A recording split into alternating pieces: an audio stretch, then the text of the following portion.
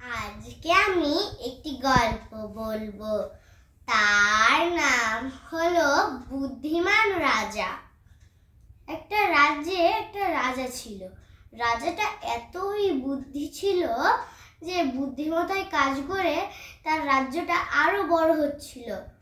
তো রাজাকে পরীক্ষা করার জন্য অনেক দূর থেকে একটা রাজ্যের রাজা আসলো তাকে বুদ্ধির পরীক্ষা করতে। সেই রাজ্যের রাজাটা তাকে দুটো ফুলদানি দিল, একটা আসল একটা নকল, কিন্তু ওই দুটো একদম একই ছিল।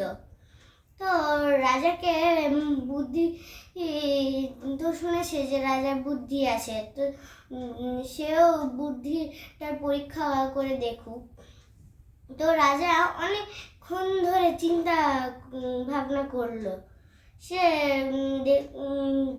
দুটো ফুলকে আসল আর নকল দুটো ফুলকে ভালোভাবে দেখছিল। দেখতে দেখতে রাজার ঘরের জানালাটা খোলা ছিল।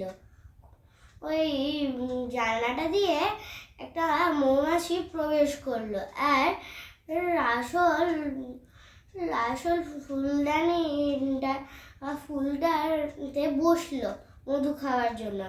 আর রাজা বুদ্ধি করে জানলাটাই খুলে দিল পুরো। তার জন্য অনেক মৌমাছিরা চলে আসলো।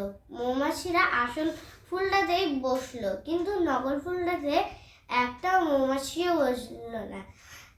আর রাজা সঠিক উত্তরটাও দিতে পেরে গেল। আর অন্য রাজ্যের রাজাটাও বুঝতে পারলো যে রাজাটার কত বুদ্ধি। আর এই গল্পটা থেকে আমরা এই শিক্ষাটা পেলাম, বুদ্ধি থাকলেই সবকিছু করা সম্ভব।